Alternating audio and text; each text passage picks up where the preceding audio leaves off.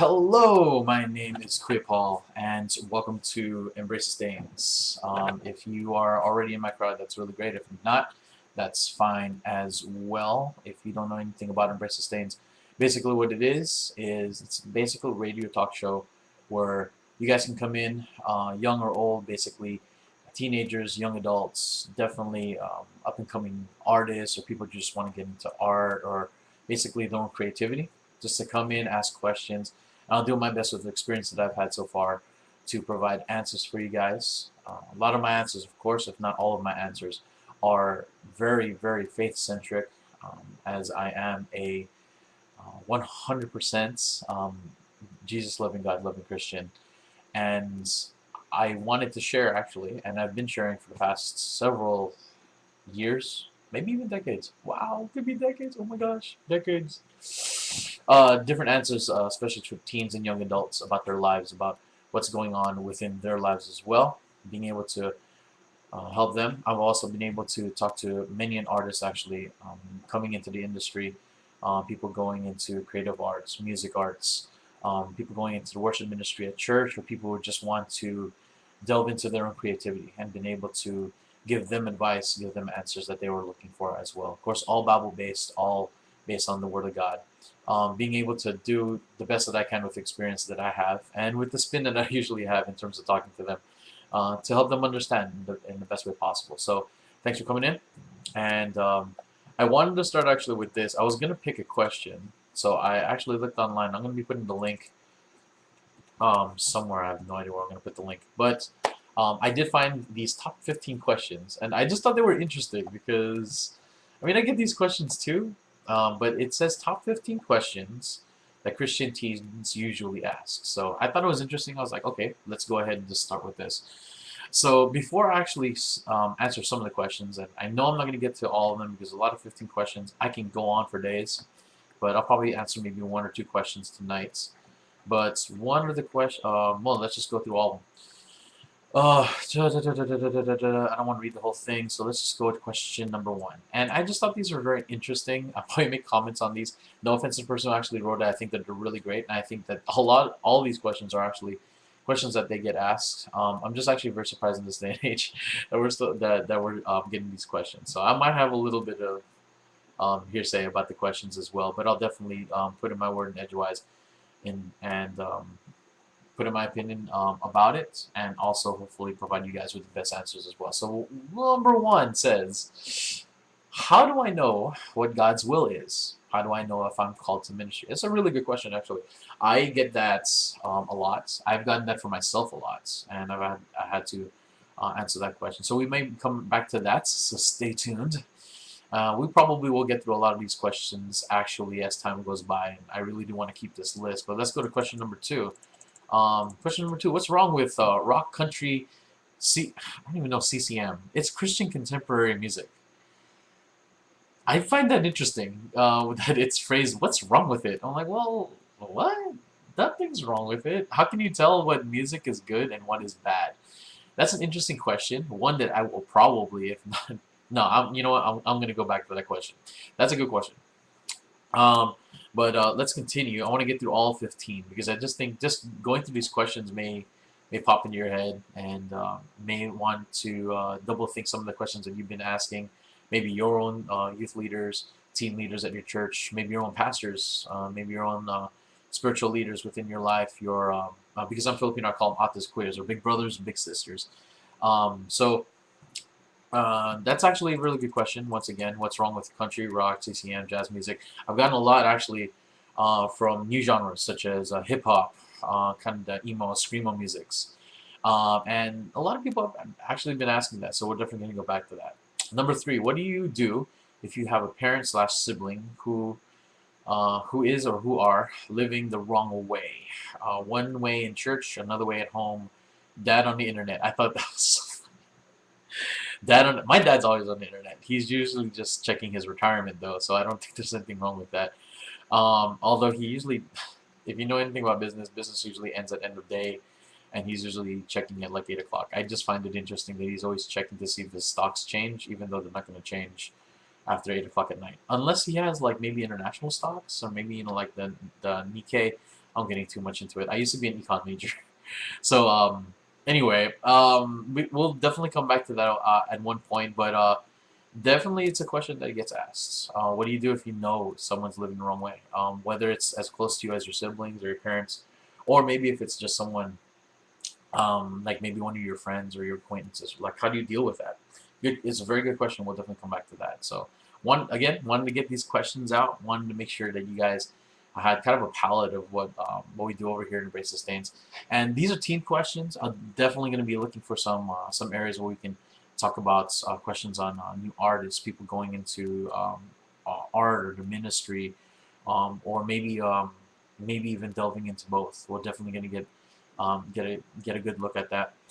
Before I continue, we're going to go to question 4, but just to let you guys know, at the bottom you have all the links if you have any questions even right now. If you want to add questions to the list that I'm actually reading, if you have questions of your own about life, about ministry, about, let's just throw it out there, about love, relationships. If you have questions about arts, about ministry, about creativity, going into your own genre of arts, whether it's anything from going into music or rap, poetry, spoken word, one of my favorites, and something that I've been going into actually for the past couple of years. Going into graphic design, going into theater arts, performing arts, going into, and I just found this one out recently, martial arts. Even though I'm not a martial artist, I'll definitely put in my what's it called? Experience. My experience, and hopefully provide some answers for you guys. Definitely Bible-based, but definitely also heart-based. Delving into the answers that you're looking for, and hopefully helping you guys out as you continue your walk, and as you continue what God's actually putting in your life, and where your life is actually going, and your future. I just have to think about that because my future is going whole different mess of ways, and I'm so excited about that myself as well too. So feel free to ask questions about myself too. As you have already known from the beginning, I do have some ministry experience. I did talk about that as well too. Do love art, do love poetry, love photography is one of my art forms as well too. And there's definitely a bunch of stuff that's, if you want to get to know me a little bit more, definitely ask the questions. But let's go actually into the next question. Question 4 is, how do you take a stand with your friends, and what do you do when you have a friend that is being rebellious? Actually, that's 2 questions. See, so this guy's cheating. Uh, it is actually 2 questions. Like, if someone's being rebellious, and how do you take a stand with your friends? That's, I think I know what they're trying. Okay, what they're trying to say, I think, is how do you take a stand when your friend is being rebellious? I think I got it right. No, but actually, it could be taken 2 ways. How do you take a stand when your friends are not necessarily being rebellious, but if you really want to stand for your faith in God, and you really want to show people how you've been living? I mean, that's one thing. But what if you know if your friend is openly being rebellious or doing something that you know is against what God's will is for their life? If I don't know, things like taking drugs, or going the wrong way, not doing well in school, or just not doing well in life as well either. You got to remember that there's a lot of things that go on in people's lives outside of what you might see in the 6 to 8 hours that you guys see each other at school. There could be stuff happening at home. There could be stuff happening with their own friends, their own relationships. I mean, come on, like from youth to young adults to even adult like me, you're gonna run into stuff, and you're gonna run into life, and it's what happens. And not everyone has the best walk. People stumble, people trip, people fall, and how do you handle that? It's a very good question. And at the same time, being a person that's risen up from being stumbled, fallen, or maybe you're one of those privileged that been the quote-unquote sheltered. I don't even really want to call it sheltered, but basically, like myself in certain ways. I mean, I grew up in a Christian home, and I thank God for that. It didn't start out Christian though. It didn't start out Christian. I mean, my parents were just. My dad loved the racetrack and disco. My mom loved Madonna and MJ. I mean, these aren't necessarily, well, some of them are kind of bad things. Disco's interesting. It's just disco's music, but I'm not saying it's bad music. I'm just saying it's it's interesting music. Okay. Anyway, you should have seen my dad too. Like he's kind of going balding now, but at the same time, should have seen him full fro head of hair, powder blue leisure suit. It's so funny. He looked like Filipino John Travolta. Seriously, he had the car and everything, the ballers to prove it too. It was really funny. But I mean, these things happen. Life happens. What do you do? Going back to the question, what do you do and when you want to take a stand with your friends? What do you do when you have a friend that's being rebellious, going against what you know is God's will? Definitely a question that I'm going to be talking about. I'm already talking about it now, so you're getting a little hints on what do you do. And one of the things, and I'll just hint at this, one of the things that you can do is just to be you. And it is a question that I actually got from one of my youth just a few days ago. What do you do when you know someone's going the wrong way? The biggest answer is just to be you. Be who God made you to be, and there's a reason why they're still your friends. There's a reason why they come to you, because they see something different in you.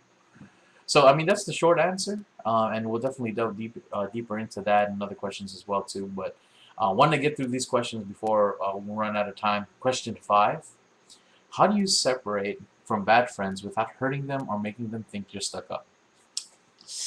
How can I be a witness to my friends and still be accepted? Ooh, no. This one's a good question. This one's a good question.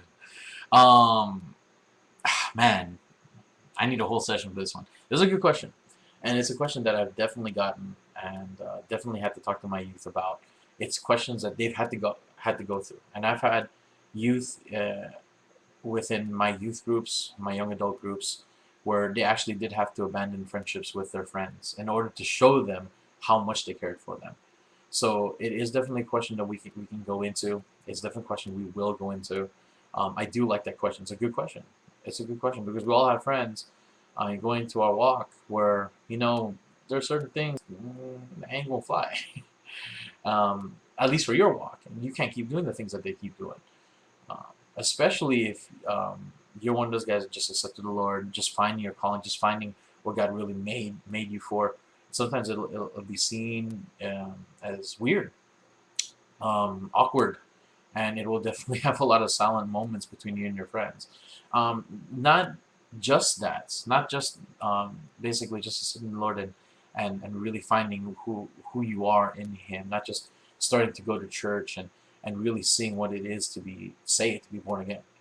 But even just even with me, like finding new callings within your life, finding that you had callings within art, within other services, within other genres, creative arts, creativity that you've never known before. It's different when you're the one hearing words and lyrics come out of your head and your heart, and no one else hears it. When you hear melodies and beats, and you want to get turntables, and you want to get like beat machines, and you want to spend hours in front of your computer trying to formulate new music, and everyone else just wants to either play games or get boba or something like that. Boba, look it up. It's actually really good. If you don't know what boba is, and if you do know what boba is, we gotta go on a run. You know, I'm right here, San Gabriel Valley. We got some really good beers. You know what I'm saying? Rolling Heights. Come on, hook it up. Hook it up. Lollipop. I'm going off tangent, but anyway, you know what I mean. You're gonna find that there's that awkward. So what do you do? What do you do when you still want to keep that friendship? You still want to keep that experience. What do you do when those situations happen? It is definitely something we're getting. I feel like some of you guys would be like, man, just answer the question already. It's like I could, but some of these questions they take a little bit longer. But I know some of you guys are asking. And I hope, like, going through these questions, and it's probably kind of awkward. It's like, why would you have an advice column and not actually give advice? Well, I want to make sure that you guys are really serious about the answer. It's kind of weird, isn't it? Like, you're going in, and you're like, yeah, I want advice. That's the question. Man, I had that question all this time. It's like, okay, well, then tune in. I'm like, wait, what? What, you want me to tune in now? Like, wait, just give me the answer, and then I can leave. It's like, no, it don't work that way. It's like, here's the question. And yeah, there is an answer to it. There is an answer to it. And I'm not gonna say here and say, hey, I'm the only answer. Reason why I actually even wanted to start this whole like talk show advice column kind of talk radio thing. I wanted to get it out there. I wanted to get some of these questions, because some of these questions, as much as This list says the top 15 questions Christian teens ask, and it's a really good. It's actually a really good list. Not just for teens, but for anyone going through life, going through like their friendship. I think they just say Christian teens ask because maybe teens are the only people asking. Maybe young people are the only people asking these questions now. Maybe we get so old that sometimes we brush things off aside and we don't like talking about them anymore. I mean, that happens to a lot of us. That happens to me sometimes too, where you got so offended before, and maybe maybe a situation or relationship that when it comes up again, you don't want to talk about it anymore. But someone needs to, and that's what we're here for. That's what Embrace the Stains is here for. That's what this ministry and this talk show is here for. We want to embrace these stains that are going on in our lives, and we want to be able to get into that and to not ignore the questions that need to be asked so we can get the answers that we need to continue to live a life worthy of God's calling. We need to embrace those stains. Now, before I continue, I'm just going to make sure. Yep, I'm still recording. Okay. Anyway, so next question. I had to do it. I was like, oh man, I hope I'm still recording this. So next question. What's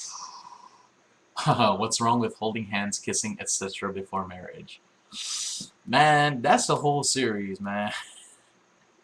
That's not even like a one question time. That's a whole month of talk. And I can't wait to answer that question. That's a pretty good question. I'm just saying.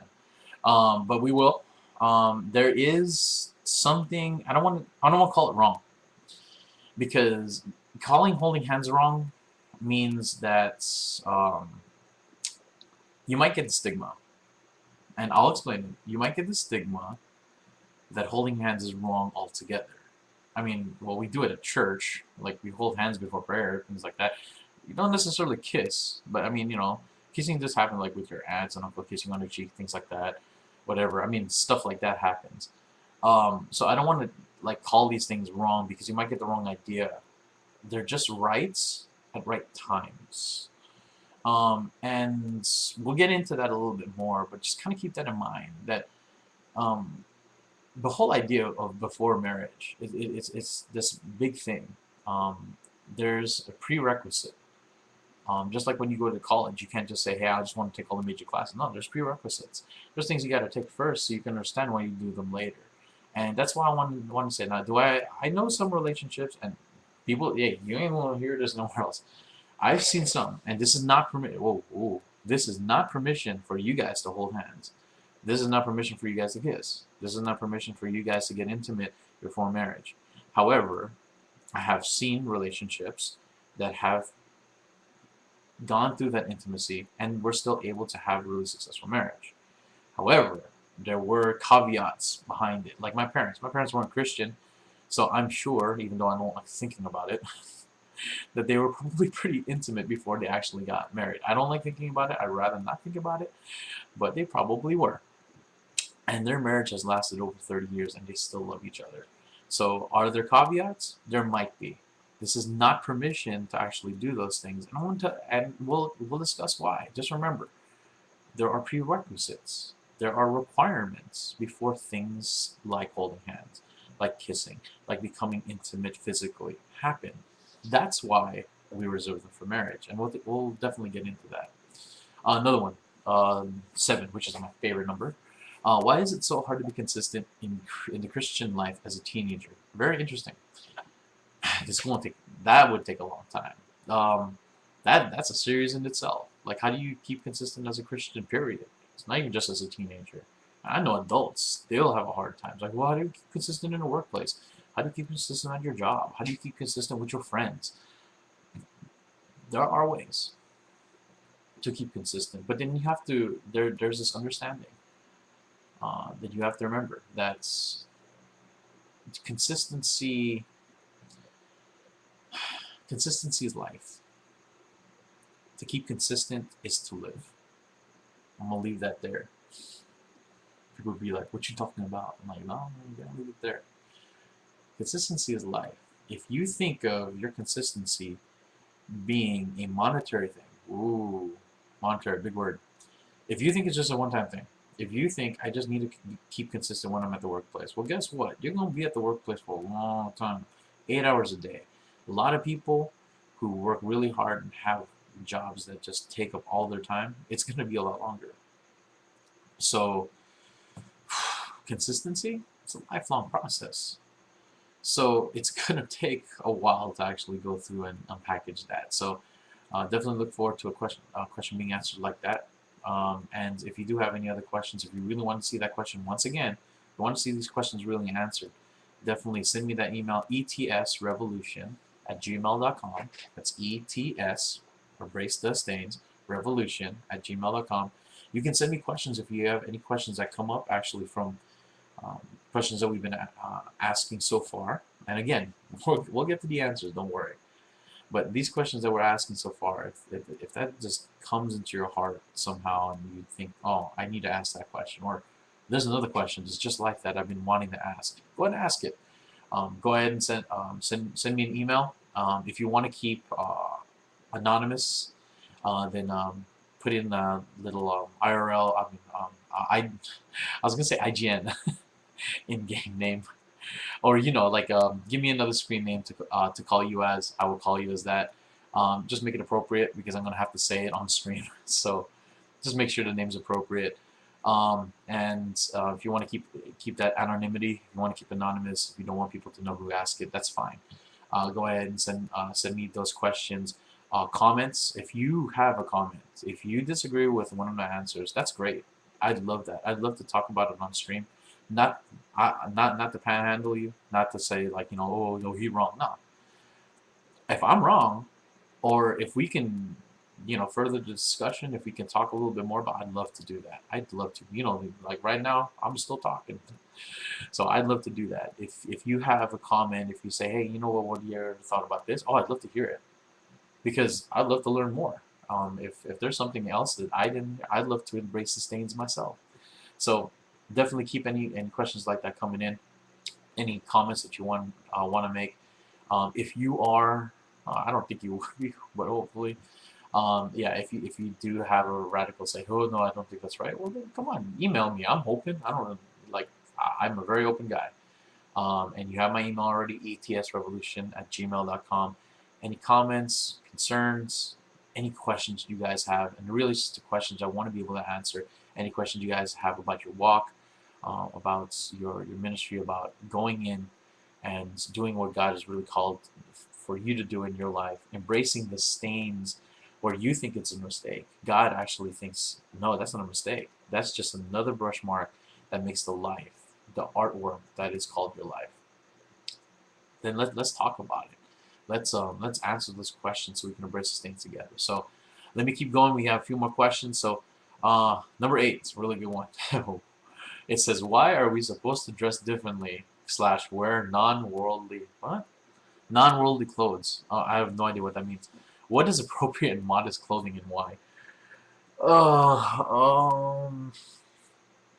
Let's just say this. I'm going to answer it with this for now. If you have to ask, you better look at your clothes. You got to remember, one thing you got to remember is someone else is looking at it. You're wearing it, but someone else is looking at it. You might be comfortable with someone else is looking at it. And I got in discussion with my friends, heated discussions, where it's like, well, it's not my fault that someone else stumbles. I'm like, yeah, it is. And the fact that you're not taking responsibility, that's sad. Because that means that shows so much immaturity on your part. Ooh, I threw the word mature. Ooh, I threw the M word out. Maturity. Think about that. Think about that. Well, why can't I? Why can't I? Why can't I? The whole I game shows a big lack of maturity. And if you're not ready for that, you might not be ready for that talk when I have it. There is a sense of maturity. This is coming, hey, remember, this is coming from a big brother. I am the oldest. I have 2 sisters, 2 wonderful, lovely, incredibly beautiful sisters. They are very, very, very beautiful. And they know how to dress. And everyone, everyone who's coming, especially my youth, everyone comes up to me. They love the fashion sense that my sisters have. And I can tell you right now, they never had to show any excessive skin. They never had to They never had to be improper, and yet their fashion, like everyone loves their fashion sense, everyone loves their personality, and everyone sees them as beautiful. There's a reason. There's a reason. There's a reason, and we'll get to that when we talk about the whole dress thing. I'll make a comment about that too, especially in the art. There's this whole thing's like, well, I'm an artist, so I gotta dress a certain way. I gotta. Some of my friends are gonna get mad when I make this comment. I don't mean it against them, okay? I just, it's just the stereotypes. Like, I have this. I got my scarf. I got my beret, my beanie, my whatever. I got my whole hipster outfit. I drink coffee. Like, and you have to like, that's just like the scene that I kind of saw when I started in poetry a little bit. Did everyone look that way? No, heck no, heck no. Everyone had actually their own style, and everyone embraced it, which was really nice. But sometimes you get that whole stigma, and I'm only using it as an example. Do all artists dress like that? No, but sometimes you get caught. You get caught saying, "Hey, like I gotta dress a certain way if I'm gonna be a hip hop star. I dress a certain way if I'm gonna be a poet. I gotta dress a certain way if I'm gonna be doing this. I gotta dress a certain way if I'm gonna be doing that. I gotta drive this certain car. I gotta do." No, you don't. No, you don't. You don't. What you have to do is you have to find that maturity in God to know what He wants for you. And we'll talk about that a little bit later. So that's actually a pretty good one. I like that one. That's. I just don't like his phrase. Why are we supposed to dress differently and non-worldly? Non-worldly. It's like I would love for you. No, I would love for you to find like, oh look, these clothes were made in heaven. I'm like, no, man, those clothes were made in the Philippines, man. Clothes are made in Philippines, in China, in Taiwan. My Old Navy shirt made in the Philippines, man. And I'm proud of that actually. I love Old Navy. Old Navy's, yeah. But like, come on now. Um, there are certain ways to dress, and it's an immature sense to think that that doesn't exist. We'll leave it at that, and we'll come back to it. So before I just like keep getting into it, number 9. What's wrong with going to the movies? I love how that's phrased. What? It's like, what's wrong with it? And others issues of separation. First of all, what's wrong with going to the movies?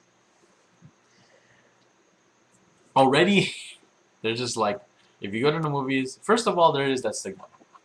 Where if you do a certain thing, that this quote-unquote worldly thing, you're already doing something wrong. I go to movies. I watched Avengers. It was a really great movie. Um, I'm not asking Marvel for any money or anything like that. And that's the last time I will actually say the A word, so I don't get sued or anything like that. But at the same time, it was a great movie. It was nice. It got my heart racing and pounding. It was an incredible story. Um, uh, and some people think it's like, well, there are some movies that, yeah, you know what? There are some movies that are just like a little inappropriate, if not a lot of inappropriate. I could probably name a few. But at the same time, you'd probably say, well, how do you know that's inappropriate? You had to watch it to see it and say, oh, you know what? Fine. There are inappropriate movies. There are certain inappropriate movies. It's true. It comes back to conviction. It also comes back to maturity. Uh, to phrase it, what's wrong with going to the movies is, again, it's just saying that means all movies are wrong. That means every actor that I've met who is a Christian actor, who is actually making a deep impact within the ministry, that's actually having Bible studies and getting more producers and directors and actors and people within the industry coming to the Lord. You calling them wrong too? I mean, you gotta check your heart at the same time. I mean, every rapper, and we got through this. Like, I got a really great friend, and hopefully he'll actually come to one of our broadcasts. His name is NAK, and I can say that because um, I got permission from him. So if you know NAK, and NAKHipHop.com, check it out. I'm just gonna throw it out there. Why not? But if you know him, and if you know anything about other Christian hip hop artists, they're really incredible people who use their gifts, their talents to give God glory, and definitely to minister to others who don't know, and they use it as that medium. That's not to say that it's just like like a medium, like a hitch. And I don't dare at all to degrade the art and the musicianship that these guys actually put in. They are incredible artists, and they just You know, they deserve everything that God has given them. I'll say it that way. And I don't degrade it at all as a ministry. It is a ministry. It is not just like a little, Sunday special number kind of thing. No, it's a ministry. I know several artists and rappers and other people within the industry that make it a career. It's what they do. It's their 9 to 5, and they love it. So, I mean, going into that, man, having a question that says, "What's wrong with going to the movies?" We'll focus it on more of a personal, mature kind of way. But there's nothing wrong with movies per se. Let's just say that. It's the way you use them. It's the way God uses them, and it's the way that you view them. It's basically on a personal level, individually, but it's also about, well, what is wrong with them? Is there something wrong with them? We'll talk about that stuff. I know it's a lot actually to really think about, but let's move on to the other one. We can definitely have a discussion about that. I can go on for days about that stuff. But number 10 is, how do you get over or deal with a broken, oh, dude, a broken relationship, dating and friendships? Ooh, no idea. I mean, I've probably cried almost as, no, I didn't actually. My youth have probably cried more about their own relationships, but I definitely was there handing out hankies and probably using some for myself. You know what happens? Um, and I just want to make a little side note on this. When I go through ministry, I've always been regarded. I don't know if I've ever been shunned by it, but I've always definitely been regarded as a little bit more loose in terms of relationships that happen. Maybe it's a Filipino like kind of mindset of I always want to like hook people up. I don't think I do, but is there that kind of I don't want to say stigma because it makes it sound bad, but maybe it's just kind of the upbringing where you want to see good relationships happen, and it's one of the reasons why at least within the youth and young adult groups that I've had, I never necessarily encouraged, but it stayed very lively neutral about relationships. I never actually said no, don't have a relationship, but I always said, hey, talk to your parents. Do they like it? Do they like the guy? Do they like the girl? Have they met them? Do they like? Well, I have nothing else to say. Like if they like him and they're invited and you're good friends and you don't go any farther than that until you guys are ready, then have a relationship. And always encouraging friendship, definitely one thing too. But it's definitely something that happens, and it's something that we can discuss. And I want to throw it out there that a lot of you guys coming in, I might be opening a floodgate here, but if you guys have had relationships like that, that they don't turn out the way that they're supposed to, come on in, and you can use an anonymous. You can use a screen name. That's fine.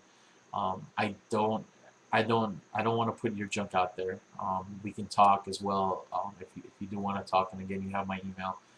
If you don't mind me on stream, let me know. We can talk about it. And you never know. Some of the hardships that you went through might help someone else. So definitely encourage it. But definitely, if you're not ready for it, if you just want to talk, email's still there. Just say, hey, just off the books, off the record. If I could just talk to you about it, let's talk. I'm here. You can send that email. Talk. We can discuss. We can discuss how things go after that. After you go through a big breakup, and it happens. I mean, it really does. But you know what? Just remember, good relationships, lasting relationships, and relationships that end up in marriage and beyond, they happen too. And we can talk about it as well, and how to actually get into that realm. I know teens go through this. I know young adults go through this. I know adults that go through this. I have so many adults over the age where you think people are old. They're still going through relationship problems, and some of them still even come to me, even though I'm young and I'm single and I've never had a lasting relationship. Actually, I never had a relationship. I don't want to say lasting. It makes it look like I have a bunch of exes. No, um, but I've seen so many, and I've been a part of so many, including learning so much from relationships from my aunts, my uncles, and definitely my parents and everyone else around me. The relationships that I've seen growing and flourishing within my church, and I think I've learned a lot.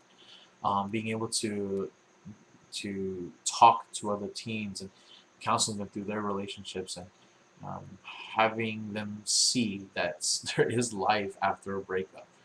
I'd love to help with that. So if you have any questions about that, if you just want to talk, this is what I'm here for. So going to next question 11, why does God allow trials and temptations to come into our lives? Firstly, yeah, this is a very common question. Why? Very good question. And it's I can answer this right now, but definitely go in depth with it a little bit more.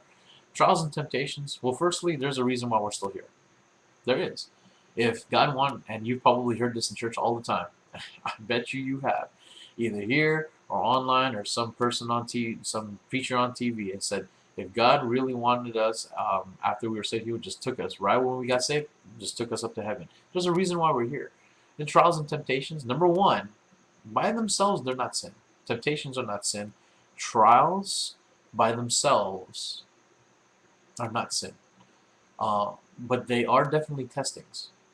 And just like in school, and a bunch of you students probably don't want to hear this, but just like a test assesses where you've gotten so far and what lessons you've learned so far, these trials, these temptations, they assess how far you've gotten so far. Can you still fall? Hopefully you don't. Hopefully you've studied. Hopefully you've studied. But you have to remember, these trials and temptations, they come from the Lord, but they're not, well, let me rephrase it. They're allowed by God to see where you are. And this is one thing you probably won't hear, because a lot of it's assessment. Yeah, a lot of it's just like school. It's like, well, I have to take a test because I gotta pass so I can move on. But people forget the move on part. People remember that if you pass the test, you get to graduate. Um, that's it. Really good friend of mine actually just got his license to be a registered nurse in California. How? He passed the test. Duh. If you pass the test, you can go to greater levels. So why does God allow? What do you think? If you pass the test, you can go on to greater things. If you pass the test, if you pass your licensing, if you don't hit any cars while you're driving over there in your driving exam, guess what? You get to drive. If you pass the test, God can allow so much more. So pass the test. That's really it. Why does God allow it? Because He wants you to get your license. God wants you to get you your license, get you your certification, get you to graduate so you can go on to bigger and greater things that He has planned for you. And you always think about the trials and the temptations that keep you away from what you really want, like that gift that God wants you to really have, or that thing that you've been really wanting, whether it's a relationship, whether it's just like maybe something material, maybe it is your own type of life graduation. Maybe it's a talent that you've been trying to muster. You know what? Go through the trial, go through the temptation, go through the test, go through the licensing, and then you know what? When you pass, you will go to that next level. So, Bible says, I can't remember the actual verse. I'm sorry. Oh, bad Bible student. Anyway, whatever. It does say in the Bible that, you know what? In all things, and rejoice in the Lord. Again, I say rejoice. Rejoice in all things. Anything. Rejoice. Just rejoice. Why? Because this is your permission. This is God saying, hey, take the test. If you pass the test, you can go on to greater things. You might as well rejoice when trials and temptations come. Because that means God wants to make sure, hey, is he ready to drive? Is he ready for his license? That's what he's trying. That's why you should rejoice. I'm like, oh, man. Oh, man. I mean, I've seen a lot of you go into DMV. Like my dad actually, I remember this long time ago when dinosaurs ruled the world. I went into the DMV and I was super nervous. Now you have to remember when I started to learn how to drive, it was interesting because I actually got this super stigma that I was going to kill somebody. Like seriously, I'd go home and I'd be crying my eyes out because I'm like, sooner or later one day I'm going to run someone over and kill them. And seriously, like going with that kind of stigma and saying, "Hey, are you excited to get your license?" No, I wasn't. I wasn't really excited. I was like, so I can get a license to potentially one day take someone's life? That really freaked me out, and you're probably freaking some of you guys out too. So no, that's not it. It just something happened when I actually did get my license. There was this freedom. There's this opportunity, and I was in my car a lot. Like I drive my car to school, and my school is right across the street, but I still drive there. Why? Because I loved it. I love the licensing. I love the permission. I love the certification. I love the fact that I went on to another level. And yeah, it is right. It's hard when you're going through a trial or temptation, when you're going through a test. But just remember, rejoice, because you're going through a test, because potentially, hopefully, you're ready for the next level. Going on. You guys ready? You guys still there? I got about 4 questions left. 12. Oh, no, wait. No, no. Oh, no, wait. No, yeah, we're on 12. We're on 12. I know how to count. What does having a relationship / walk with God really mean? It is an interesting question. What does it really, really mean? Man, this is a lifelong question. This is a question we got to unpack. But I will say this right now. It is one of the reasons why Embrace Sustains is here. What does it having a relationship or a walk with God really mean? And these, like all these questions, to sum it all up, all the answers that hopefully you'll be getting here, as well as in your church, as well as with your pastor, with your parents, you find the answer about that. I hate to sound super philosophical and like super spiritual, but like you walk and you have a relationship just by living it. So what does it mean to live it? It's like it's a weird question. It's like, what does it mean? What does it mean to breathe? Or what does it mean to be married? What does it mean to have a girlfriend? What does it mean to have a boyfriend? What does it mean to pursue the dreams that God has put in your heart? What does it mean to be the artist that you know God has called you to be? What does it mean?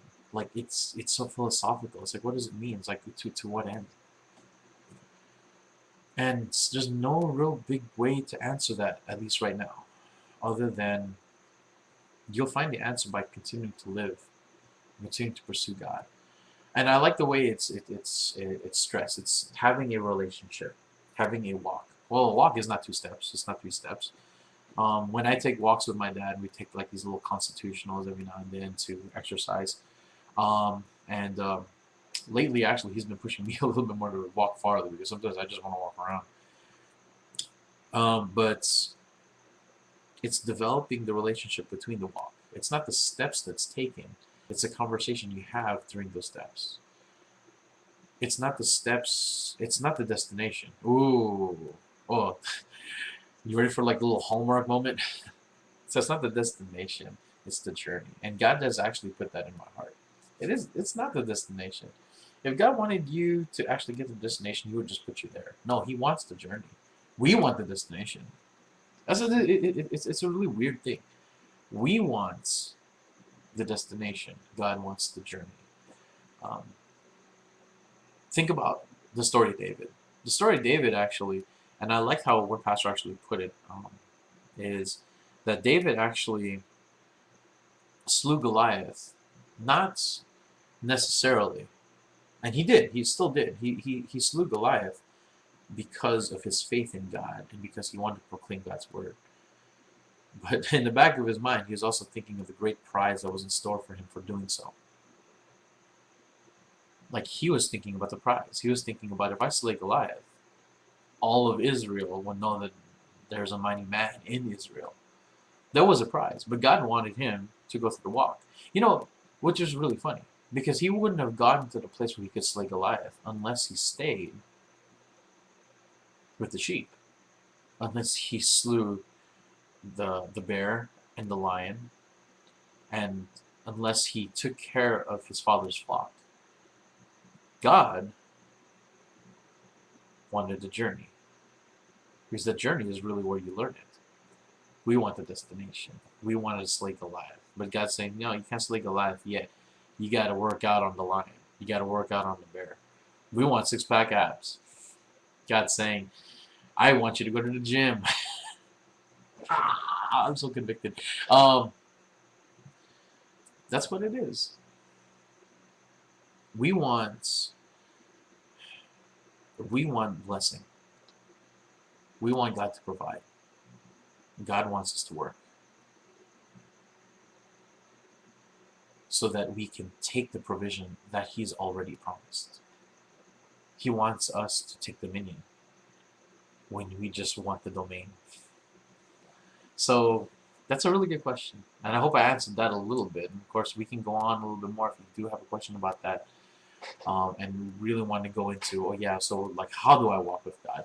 If you have a question about that, if you want a question about walking and having a relationship or doing your devotionals, or what are some things we can talk about that as well. So if you have a question like that, again, my email is ETSRevolution@gmail.com. By the way, you can find all this information at embracethestains.com is my website. So you can go there, you can see my photography, all the poetry that I've written so far, and then some. I'm going to actually add more because I've been writing more. There's a link to some of the excerpts from my book that I've been writing as well too, and hopefully with your prayers, I'll be able to publish that as well. But of course, all of the other information um, and sending emails to me, it's definitely right there if you want more information. Hopefully, I'll be able to add a link so you can be able to see some of these things that we've been doing on stream. I'm recording it, so you guys will definitely see it on there as well. It'll probably be raw, so bear with me. In the meantime, let's go through the last few questions. Ooh, number 13. Why should I go to Bible college for a year after high school? That's an interesting question. Although, top 15 questions Christian teens ask. What? I don't know about that. Okay. Let me phrase it this way. Of all of the teens that I've actually been able to minister to, only one of my teens actually went to Bible college. Only one. Of the hundreds of teens that I've ministered to, only one went. So that's why I find this one interesting. Is it wrong? I don't know. Statistically wise, I think my statistical head is just like, no, statistically, I've never gotten that question. But maybe you do. And maybe you're thinking about it as well. Why should I go to Bible college at the high school? You know, it's actually a pretty good, interesting thing. Do you know, on average, and this is back when I was in college, this probably changed, but on average, a college student will change their major up to 5 times, on average, before graduating. I fit that description. I started as a mechanical engineer, then I went to business admin, then I went to business economics, then I graduated economics, and then I wanted to become a teacher right after I graduated. And now I'm going back to Bible school. That's 6. That's 6 times. Um, and you know what? Going and either doing like a year, maybe a year in missions, going to Bible school definitely is something to think about, or even just going through a certification program or something like that. Something to, yeah, something where you can, it just be between you and God, searching and seeking what He'd want you to do in life. It's definitely a good idea. We can go into the steps you take after high school. A lot of people don't know. A lot of people just think, well, you know, I go to high school and then I go to college and then I graduate and get, oof. See, here is a really good question. What do you do after high school? That's a good question. Because a lot of people is like, well, I want to go to college. And then some people, some really baller people actually say, well, I want to go to technical school. I want to do this. I want to become this certain thing. They actually really know because God early on has told them this is what I really want you to be, which is great. But how do you take that stigma into the stigma that into the social norm that you have to go to college? Because if you don't go to college, you don't get a good career, you don't get a good education. Which actually, if you think about it these days, college does not guarantee you a job, does not guarantee you a successful education that you'll need in the workplace, doesn't necessarily guarantee you work. And we can go into this so long, but we will go on another day. But there is something that definitely comes to that, and probably and possibly and most likely a lot of you guys are thinking the same things. Hey, I'm about to graduate. I actually have a lot of teens under my wing right now, and they're going through their high school graduations. And a lot of people think that they have a plan. Other people don't know, and they're just hovering over a maybe plan. Other people don't have a plan at all. They're just going through the motions. And that's hard to go through the motions because not only do you waste time, but you waste money and you waste passion. You waste a lot of passion going through the motions. So it's definitely a tough talk. And it's a talk that I would really recommend after having this, after hearing some of the things that I might say. Don't take them saying, oh yeah, but Kuya Paul said. I'm like, wait, oh, whoa. I don't want a bunch of emails from your parents saying, "Hey, did you tell my teen, dude? No. Hey, whoa. Hey, did you tell this? No. Did you tell my son to do? No. No. No." Firstly, it is something that you should discuss not only with yourself, with your parents as well, with people that you trust, with your accountability. If they are close enough to you, your pastor, and the rest of the leadership within the church, if you have that kind of relationship, definitely with your family, and the people that are close to you, have a discussion. What should my future be? And one of the reasons why this is a good question, albeit maybe not a top 15 personally for me, I think opinionated, but definitely a good question, is there's not enough emphasis on seeking God as to what we should do with our lives until we actually get older. I've had so many people actually come to me with their testimonies on how they went back to school after 3, 4, 5, 7, maybe a decade's worth of just doing professional life. My cousin's a really great example going, and I just heard recently, whereas 5 years ago he was working for the city, now he's a freelance artist for a very, if I said it, I can't say it because I've already said one thing already. But if I said the production company, I warn you that I can't say it because my brother in the Lord, which is my cousin, actually works there freelance, so I won't say it. I warn you that my brother, never mind, you got it already. But he works freelance. Um, and this is after several years of working a professional life. And talking to him, I don't know if he'd have any regrets, but it's definitely something where we had conversations where he knew he was supposed to be an artist.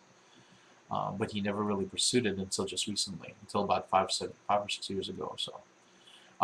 But yeah, I mean, with things like that, it's definitely purposeful to seek God first before you go into anything. So this is a really good question. We can get more into it, more into the drawbacks of education without purpose.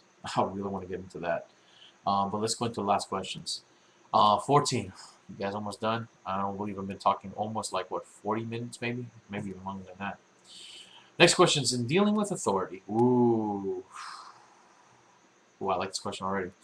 How can I explain things or make a point without sounding argumentative or disrespectful? This is the top 15. Why do authority figures sometimes assume they know what you're thinking? Ooh, this question, this is a good question. And I know now why it's for teens, but it's definitely for people of any and all ages, I think. There's always someone older than you. There's always someone that's seemingly wiser than you, and that's not to say that they're not. Sometimes they are. There's a lot of humility that goes with a question like that. You have to remember both points. Now, I would say it this way. You have to remember that a conversation is double-sided. There is the younger generation, the older generation in these types of conversations, at least the ones that we're talking about right now, and both have their own opinions. And you have to remember the experience of the older generation, but you also have to remember the passion, the gusto, and the innovative spirit of the younger. And I think a lot of times when these generations start talking, we forget that. There is a way, and it is double-sided. So not only would I be talking to teens or young adults or people of kind of a younger age or maybe a less respected age, and giving them advice on how to talk to these other people of authority, but I definitely also want to talk to you guys in authority, because you guys, myself included, also have to remember to keep an open mind. No matter how much we have in terms of experience, the great part about where we live, the great part even about our country, our nation even right now, is the innovative spirit that we have. And if we forget that, in this next generation, if we think our experience dupes their passion, then we're in for a long haul of disappointment. We have to remember that. It's two-sided. You can't just say, hey, I'm an authority, you have to respect me. You can't say that.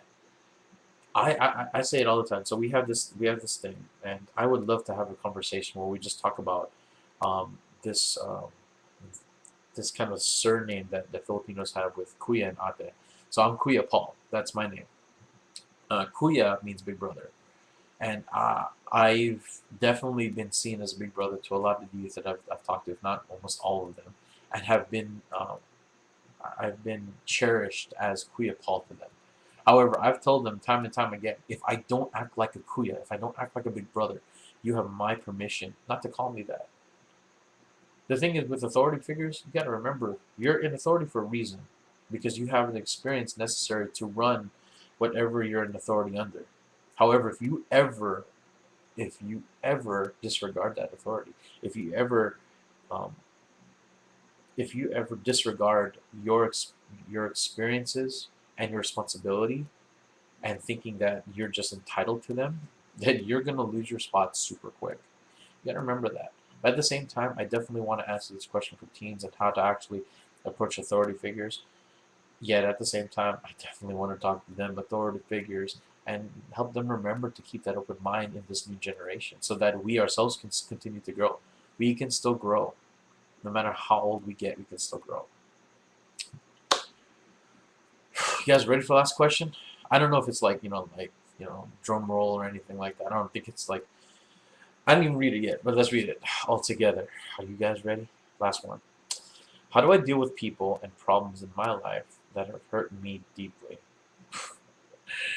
That actually did deserve a drum roll, and it's definitely something that I can testify to, that I've actually been a part of, been around, not just in experiencing it for others to learn from it, but also experiencing it so I can learn from it.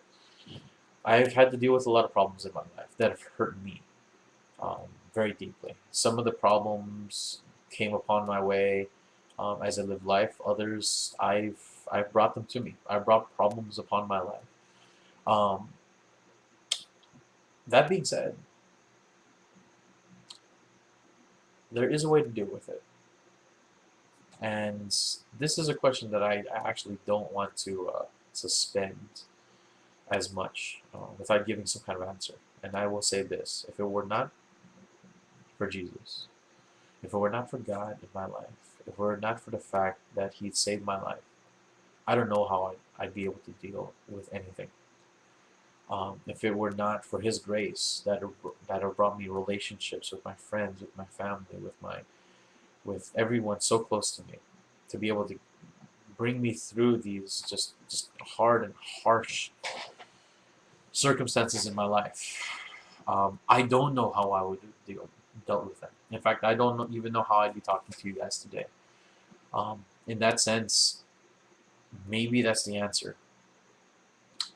I can definitely go on a little bit more, but maybe that's the answer that you guys need to hear for now. If it were not for Jesus, if it were not for God.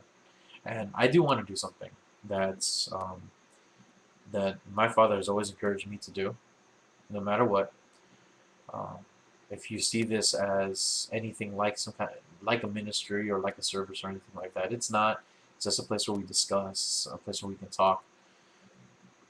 Yet at the same time, if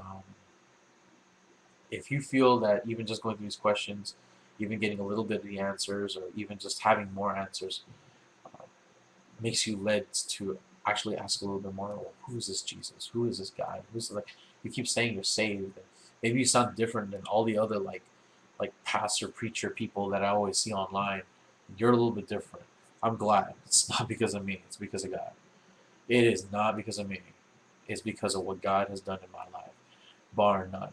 And before I disconnect and before I actually put all this stuff on YouTube and everything, I do want to encourage you guys. If you do not have a relationship with God, if you do not have one, I want to lead you in a word of prayer that will get you right with what God wants. And I guarantee you, there's not that many guarantees I actually could make on a stream like this, but there's one guarantee I can make, that all the answers that you've been looking for starts. It starts with having that relationship with God.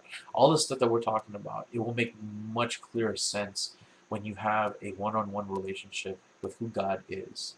because He starts revealing the answers to you. Even if I just look like I'm just talking, if I'm just like shooting the breeze and just answering questions all willy-nilly, fine. But something even greater will happen, and something even deeper in your life will happen when you let God into your life and you call upon His name and you just say, "Hey, God, you're my God, you're my Savior. I can't save my own life, but you can. So you can come into my life. I already accept you. I know what you did on the cross, and I know hundreds of you, thousands of you already. You know what happened. You know the story about a God that came from heaven to earth to die for our sins, became 100% us. Man, God just becoming a physical man, 100%, and dying on the place that we were supposed to die, dying for sins that we had committed, dying for like stuff that we did, even now, still dying, still dead because of that, but now alive, now resurrected because He's God, because He can do it. And He saved you from all that stuff, saved you from the junk, saved you from all these questions, all the stuff that we're talking about, all the problems that you might be having that you need to ask questions about. God's already saved you from it. The only reason that I'm doing this is so we can discuss, so we can figure out all the answers that we haven't discovered yet. Not looking for, not lost, but just not discovered. Because the answers are already there, and it's found in Jesus. It's found in God.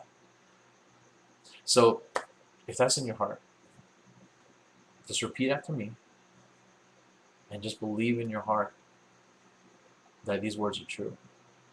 So just say, God, I believe in your Son Jesus. I believe He died for my sins. I believe He rose again, and in that power saved my life. Then, now, and forever. Come into my life and make you my Lord and my Savior. And God, I even just pray right now, you guys who made that prayer, I pray, God, you just come into their lives and you just let them know really who you are. I pray that even right now, and I pray every person watching this, they had the audacity to actually get this far, and I'm thanking you, God, for that. If they were able to actually just see this far into the video, I pray you bless their life. I pray you bless every single thing that's happening in their lives, and they find the answers they're looking for, whether here or at a local church or with friends and family who are also saved, who also know you personally. Let them find the answers that they're looking for, and I pray that in your name, amen. So that's basically it. Like I said, these 15 questions is just something I found online. I thought we could talk about them. And I'm definitely going to come back into this page. I'm going to put the link, actually, of these questions. Again, not knocking this guy. Student minister Carrie Schmidt. Interesting. I don't want to say too much more because you're assuming. Or he. I don't know. Carrie. It's very... You don't know if it's a guy or girl. I'm sorry. If you're... I don't know who you are. But thank you for the questions. I really do appreciate it, Carrie. And they're really incredible questions that I think our generation really needs. So thank you for asking those questions. Thank you for keeping so open to actually put them online. I definitely appreciate it. And we are going to go through all of these, many of these questions and more as you give me any questions that you guys might have. But thank you once again for actually coming in. Once again, before I go, my email is ETSRevolution@gmail.com. If you have any questions, definitely send me your questions. If you want to keep anonymous, just put in the screen name that you want me to call you on the stream. Or just say that I just want to ask a question off the books. That's fine. We can just have a little email conversation as well. With that as well, don't forget to visit my website, embracethestains.com. It's my website that has all my art, my photography, my poetry. There is also a donate button. If you do like everything that you've seen, I do have a PayPal button on the donate button. Go ahead and click it. Whatever gift that you want to give, it just goes into me making whatever I just did today and all the recordings into the career that God really wants for me. Definitely 10% will go to the church and go to my tithe as well. At the same time, if you do feel blessed into giving, definitely feel free. But other than that, my name is Quee Paul. Thank you so much. You guys are really blessed. And again, as always, even though this is the first time me saying it, as always, embrace the stains, because those stains are not mistakes, but they're the masterwork that make up your life. So thank you once again. You guys take care. God bless. I did it. What? Thank you, Lord. Oh my gosh. And still no people in the crowd, but it's okay because I'm going to put this online. Oh my gosh.